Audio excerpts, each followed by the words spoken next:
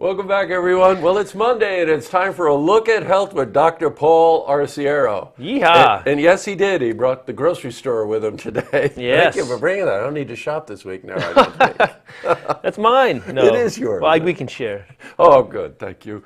Hey, the reason he brought these things in is that there's an insidious, what would you call it? It's not a disease, it's a... epidemic, right. of people who are susceptible to this. Yes, and I think most of us are. What is the subject? Dehydration. Yeah.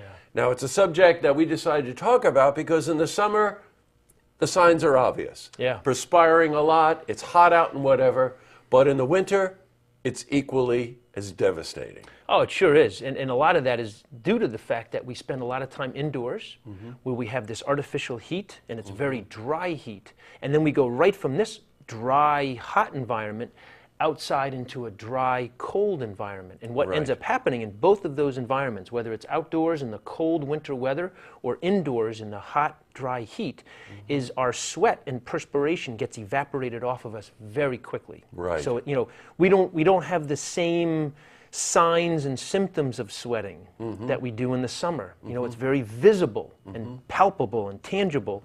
In the wintertime, it happens without us really knowing it, that we're perspiring and we're sweating because it's being evaporated so quickly. So quickly. Paul, I fell victim to this and I didn't see it coming.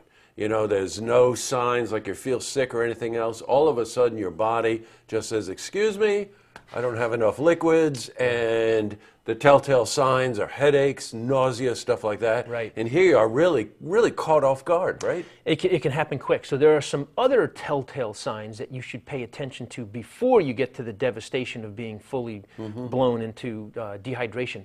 And one of the classic things I tell my clients, and we do all the time, is pay attention to your heart rate, your resting heart rate. And here's why. If you wake up in the morning and your resting heart rate is 4 to 5, 6 beats higher than normal, that's a good indication that you're dehydrated. And the reason is because when you become dehydrated, your body is losing fluid. And therefore, the heart has to beat quicker in order to get the blood distributed to the rest of your body. Yeah, Makes sure. perfect sense. So what ends up happening is when people become dehydrated, two things happen. One is their heart rate increases because they have low fluid, and their blood pressure begins to drop. Right, Because now there's less fluid. and that blood pressure dropping, I remember this from the bout that I had. Doctor said, you know what it is? Your cells are starving for water, so they go into the bloodstream. They're going wherever they need to go To draw water. draw that water in. And then, of course, your electrolyte balance gets thrown off. Exactly, and that's what we're going to move into right now, I hope. Oh, good. Wow, nice segue. that So- was a good segue. Yeah, So what do that you was. got here? All right, so the first thing I have is water, because people often think that when I'm dehydrated, I need to make sure I drink a lot of water.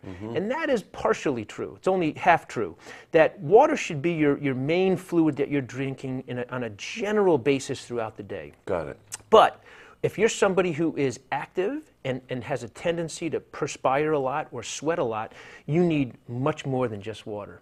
So don't ever lead yourself into believing that if you are sweating or susceptible to dehydration, water is all you need. That would set you up for further disaster. And the reason is because when we drink too much water, it over dilutes our cells of our body. Got it. Sure. And it also triggers our kidneys to excrete more fluid in a form of urination. So you have to be really careful that if you're drinking too much water, you're going to excrete too much of it.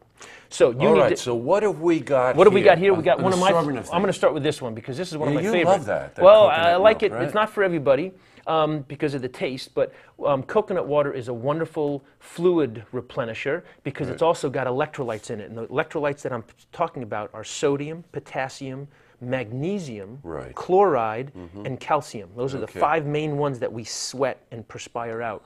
Coconut water has a lot of the potassium and a good amount of the sodium. So this Okay. is a great one when you're losing So a lot of when fluid. we've got things here like Super Beet, So beets, beets are a great one. This would be a great beverage to start your day off with, and especially for people who have high blood pressure or who are athletes. And the reason is because beets, and I have my own secret home recipe that I just take beets and I wash them, put them in a pot of water, bring it to a boil, and then simmer for 45 minutes, and all the liquid that's in the pot is what you're going to drink, and that's essentially what this is right here. Got it. So this is beets. Now, why this is so important is because beets help your blood transport oxygen to the cells of your body more efficiently. Got it. That's the number one thing that beets do. The second thing that a beet does is it helps vasodilate your blood vessels. So it helps blood and all the nutrients and oxygen in the blood get delivered to your cells easier. Boy, it's not something you think of every day, beet. Phenomenal. Unless you're talking Phenomenal. about the Beatles. Okay, so Right, just right. sneak that in there. This one, black cherry. Black cherry, tart cherry. This so is really good. Yeah, this is a black tart cherry juice, and why this is so good is because it's the highest food source you can obtain of antioxidants.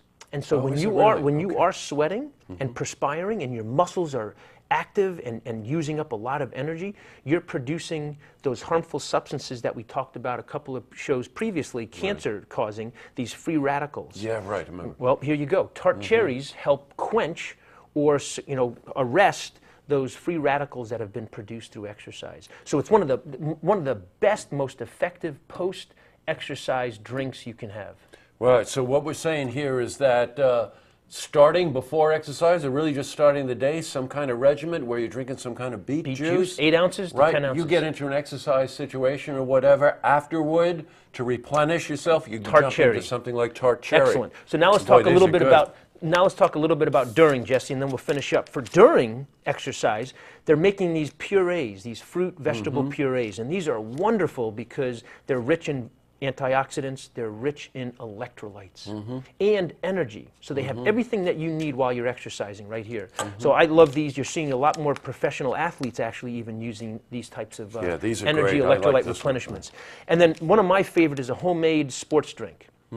And the sports drink I like to use is green tea, decaffeinated, because I'm going to talk about caffeine here in just a second, but decaffeinated green tea ginger, because it's anti-inflammatory, and then a little bit of honey, and fresh squeezed lemon. Oh, man. Boy, it sounds good. It's great.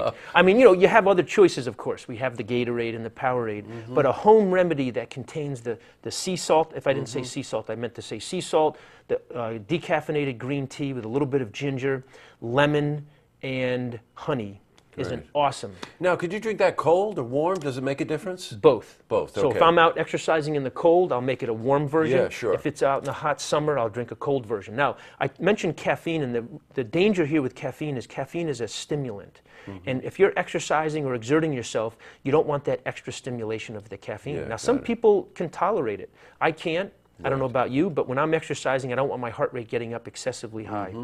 So you have to be careful with caffeine. But again, I say that and knowing that a lot of athletes do prefer to have that extra stimulation while they're exercising. But I have a tendency to advocate eliminating caffeine when you're exercising just because of the stimulation. Now, the second thing about caffeine, other than it being a stimulant, is that it also increases urination. So Yes, you're going to be right.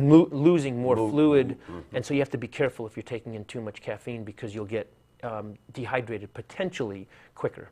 Yeah, got it. It's that old myth about, drink coffee if you're dehydrated, and it's the worst thing you could drink because of the caffeine. Right, and the caffeine. And the other thing too, I just want to cycle back. God, I just want to thank you for bringing these things in. This is really quite a. This was segment. great. Yeah. Oh, wasn't it great? The whole idea that you can't remedy dehydration by just drowning yourself in water. Right. It just doesn't work that way. make it hard. That you really do need a combination of the substances that are liquids to keep your body nourished and to replenish The electrolytes. any electrolytes that you need. Good.